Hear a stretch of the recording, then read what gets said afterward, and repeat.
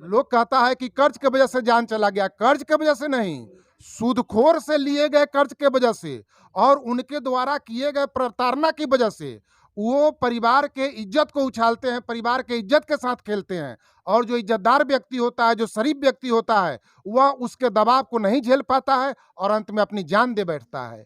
तो सूदखोर के वजह से जान गया है, ना कि सिर्फ कर्ज की वजह से। और क्या कार्रवाई होना चाहिए यहाँ? सूदखोरों के खिलाफ कानून बने और उन्हें सीधे फांसी की सजा दिया जाए, क्योंकि एक परिवार आज चला गया। ये आदमी बहुत अच्छे हैं। नमस्कार, आप देख रहे हैं तेजस न्यूज और अभी हम हैं नवादा के न्यू एरिया में। नवादा शहर में यह वही जगह है जहां 2-3 दिन पहले एक ही परिवार के 6 लोग आत्महत्या कर लिए, एक साथ जहर खाकर अपनी जान दे दिए। वजह क्या है? हम अभी उनके घर के पास हैं, जिस घर में वो रहते थे, इसी फ्लैट में रहते थे। तो पहले आइए उनके पड़ोसियों से जानते हैं कि क्या घटना हुआ है। क्या हुआ है चाचा? घटना तो कोई झगड़ा वगड़ा की बात नहीं है। ये जो है मैंने जहर खा लिए हैं, इतना ही तक ने हम लोग नहीं जानते हैं कि 6 परिवार जहर खा लिए हैं। जी, 6 परिवार जहर खा लिए। तो जहर खाने से पहले कोई झगड़ा लड़ाई किसी से उनके साथ हुआ था? हम लोग नहीं देखे हैं, हम लोग देखे ही नहीं है। अच्छा, उनका व्यवहार कैसा था, रहन सहन कैसा था उनका? जी अच्छा था, और रहन सहन भी अच्छा था, ये सब बहुत अच्छा था। क्या नाम था उनका? केदारनाथ गुप्ता। केदारनाथ गुप्ता उनका नाम था। और एक बेटा, 3 बेटी और उनकी पत्नी, 6 लोग रहते थे इसी फ्लैट में। और एक साथ 6 लोग जहर खाकर आत्महत्या कर लिए, अपनी जान दे दिए।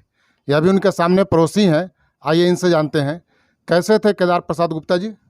ये बहुत अच्छा मिलनसार आदमी थे। मिलनसार आदमी थे। कभी किसी से झगड़ा लड़ाई? ना कभी। इन लोगों का, इनके पड़ोसियों का कहना है कि कभी किसी से झगड़ा लड़ाई उनका हुआ नहीं, मिलनसार व्यक्ति थे। करते क्या थे वो लोग? उनका फ्रूट का दुकान था, एगो मेन रोड में, एगो विजय बाजार मोड़ पर। जी, उनका फल का दुकान था, एक मेन रोड में था और एक विजय बाजार मोड़ पे था। 2 फल का दुकान था। एक बेटा, 3 बेटी और पत्नी के साथ यहाँ रहते थे। 2 बेटी की उनकी शादी हो चुकी है पहले ही, और एक बेटा उनका दिल्ली रहता था।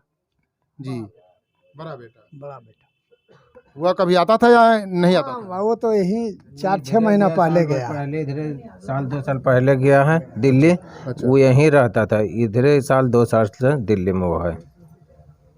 जैसा कि पेपर में भी आया है, आप लोग सुने होंगे, पेपर पढ़े होंगे कि मरने से पहले उन लोगों ने एक सुसाइड नोट लिखा है।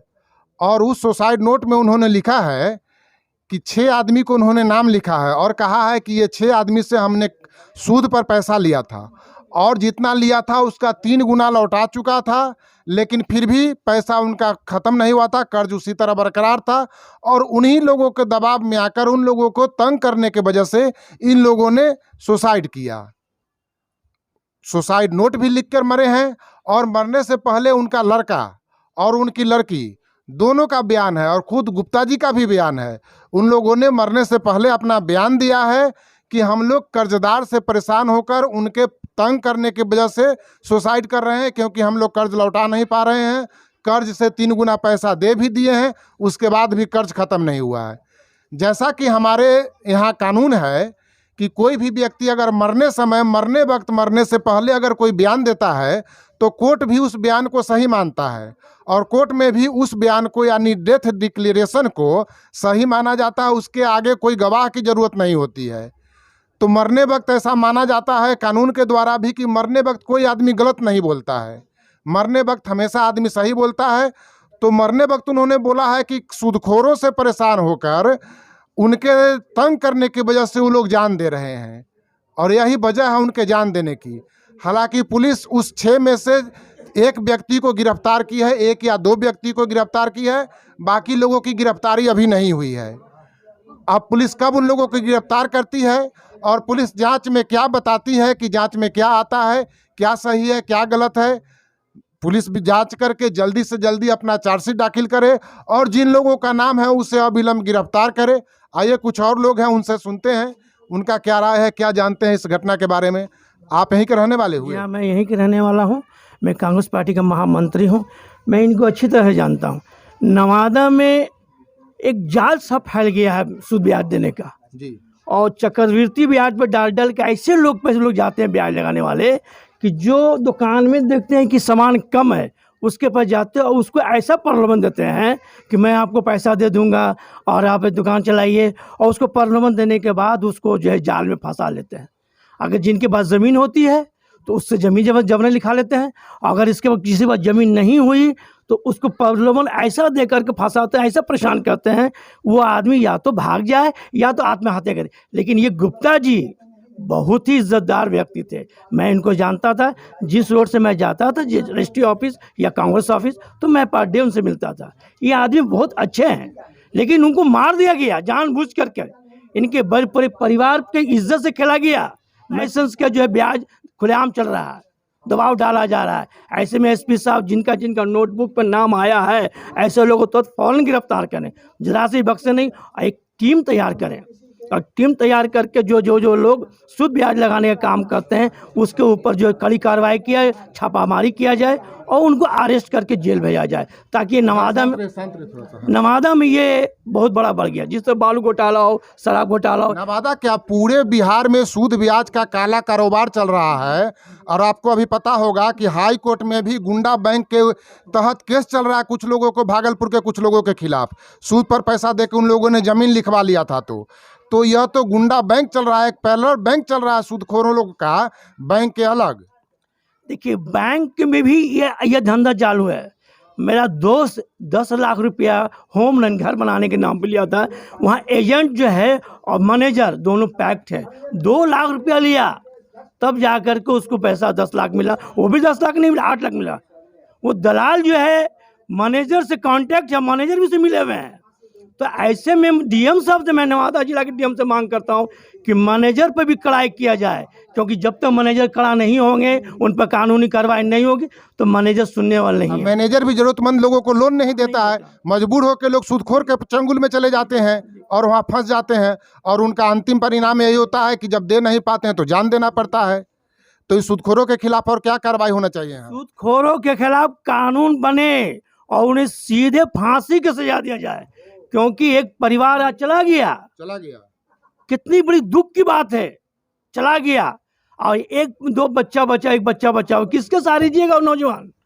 वो नौजवान तो भविष्य बना होगा, अपने माँ बाप का खिदमत करेंगे। वो तो नौजवान तो अंधेरे में इसकी जिंदगी चली गई। तो उसका दिमाग खराब हो सकता है प्रेशर के वजह से, बहुत कुछ कस हो सकता है। हम लोग तो चाहते हैं कि बच्चे को कुछ नहीं हो, और मैं डीएम साहब से, डीएसपी साहब मांग करता हूं कि इसको कुछ दिया जाए, उसके बदौलत जो सिर पे जो आ गया है उसको कुछ हेल्प किया जाए। मुआवजा मिलना चाहिए इस बच्चे को। और अगर उस सूदखोरों के खिलाफ कार्रवाई नहीं हुआ तो कल इस बच्चे को भी परेशान किया जाएगा। बच्चे नहीं, सारे लोग जो कर्ज लिए हुए हैं वो सारे लोग परेशान हो जाएंगे। ये बच्चा तो जाएगा ही बेचारा, वो तो यतीम टूर हो गया, लेकिन जो और लिए हुए हैं ये भी परेशान हो जाएंगे और उसका मनोबल बढ़ेगा। जिस तरह देख रहे हैं कि बालू घोटाला वाले पुलिस पर हमला कर रही है, शराब वाले देखिए पुलिस हमला करी, हाँ, तो उसी तरह से होगा। अगर इस पर तुरंत कार्रवाई नहीं होगा तो वही हाल होगा। पर डे एक नया काम सामने आते जाएगा आत्महत्या का। 6 लोगों का जब नामजद केस हुआ है 6 लोगों पर, तो गिरफ्तारी सिर्फ 2 पर क्यों हुआ? एसपी साहब को उस पर फौरन कार्रवाई करना है। एसपी साहब बहुत अच्छे आदमी है, मैंने देखा दुर्गा पूजा में उनको, बहुत अच्छे आदमी है, हम उन पर विश्वास करते हैं। और डीएम साहब भी वो तुरंत पकड़ें और ऐसे पदाधिकारी को ड्यूटी दें कि वो तुरंत जाकर अरेस्ट करें। यहाँ के पदाधिकारी भी इन लोगों में जाल में फंसे हुए हैं, उन लोगों को भी देते हैं लोग। तो मैं एसपी साहब से निवेदन कर रहा हूँ और डीएम साहब से कि ऐसे लोग पर तुरंत कार्रवाई करें। क्या नाम हुआ आपका? एजाज अली मुन्ना, कांग्रेसी नेता, भारत जोड़ो यात्रा कोऑर्डिनेटर हूँ मैं नवादा का, और मैं एक समाज सेवी भी हूँ। बहुत कोई भी त्यौहार होता है तो मैं सबको लेके साथ लेके चलता हूँ, सबको मिला के चल, ना मैं देखता हूँ हिंदू ना देखता हूँ मुसलमान। एजाज अली मुन्ना जी हैं जो कांग्रेस के नेता हैं, समाज सेवा भी करते हैं। इनका कहना है कि जिले के एसपी बहुत अच्छे हैं। एसपी साहब और डीएम साहब से निवेदन है कि जिन 6 लोगों के ऊपर नामजद केस किया गया है, जिनका सुसाइड नोट में नाम है, उनको अविलंब गिरफ्तारी किया जाए, और जो एक लड़का बचा हुआ है जिंदा, उसको मुआवजा मिले और इन लोगों को गिरफ्तार करके इस बच्चे को उनके चंगुल से बचाया जाए। नहीं तो जैसे 6 लोग अभी जान दिए हैं, फिर कल यही लोग इनके बेटे का भी जान ले लेंगे, इतना दबाव बनाएंगे। तो इन सूदखोरों के खिलाफ कार्रवाई होना चाहिए। हाईकोर्ट भी कार्रवाई कर रही है।